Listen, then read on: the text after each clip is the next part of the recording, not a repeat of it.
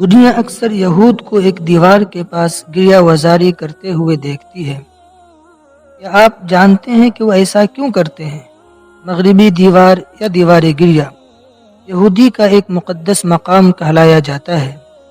اس دیوار کی حیثیت ان کے نزدیک ایسے ہی ہے جیسے مسلمان کے نزدیک خانہ کعبہ اور مدینہ منورہ۔ مسلمان اس دیوار کو دیوار براق بھی کہتے ہیں۔ اس دیوار کی مذہبی اور تاریخی کیا مقام ہے اور یہودی یہاں آ کر گریہ وزاری کیوں کرتے ہیں، آج ہم اس ویڈیو میں جانیں گے۔ ناظرین کرام، اس وقت آپ اسکرین پر ایک دیوار دیکھ رہے ہیں۔ یہ دیوار دنیا کے قدیم ترین شہر یروشلم میں موجود ہے۔ اس کے سامنے رونا گڑ گڑانا اہل یہود کا ایک اہم دینی فریضہ ہے۔ ان کے نزدیک یہ مقام جو دراصل ایک دیوار ہے، تباہ شدہ ہیکل سلیمانی کا بچ جانے والا ایک حصہ ہے۔ یہ یہودی کے لیے انتہائی اہم زیارت ہے۔ 2000 سال پہلے بھی یہودی اس دیوار کے سامنے کھڑے ہو کر رویا گڑ گڑایا کرتے تھے، اس لیے اس کا نام دیوار گریہ پڑ گیا، جبکہ مسلمان اس کو دیوار براق بھی کہتے ہیں۔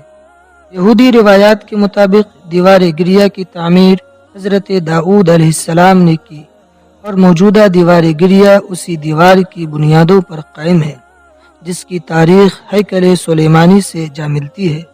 لیکن مسلمان اس دیوار کو مسجد اقصی کا حصہ قرار دیتے ہیں۔ دراصل مسلمان اس دیوار کو یوں مقدس سمجھتے ہیں کہ اس دیوار کو واقعی معراج سے نسبت ہے۔ معراج کی رات آپ صلی اللہ علیہ وسلم کا براق اسی مقام پر آ کر رکا تھا۔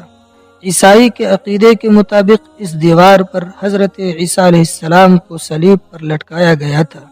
بہرحال یہ دیوار بڑے بڑے پتھروں سے بنا ہے جس کے بیچ میں سوراخ ہے۔ یہودی ہفتے کے روز خاص طور پر آ کر گریہ وزاری کرتے ہیں۔ اس دن ایک چھوٹی سی ٹوپی بھی پہنتے ہیں اور یہاں پر آ کر اپنے مسیحا کی جلد آمد کی دعا کرتے ہیں، جبکہ مسلمان کا عقیدہ ہے کہ حضرت عیسیٰ علیہ السلام مسیحا کے طور پر آئیں گے۔ کیا ان تینوں بڑے مذاہب یہودی، عیسائی اور مسلمان کا ایک ہی مسیحا ہے؟ آپ ضرور اپنی قیمتی رائے کا اظہار کریں۔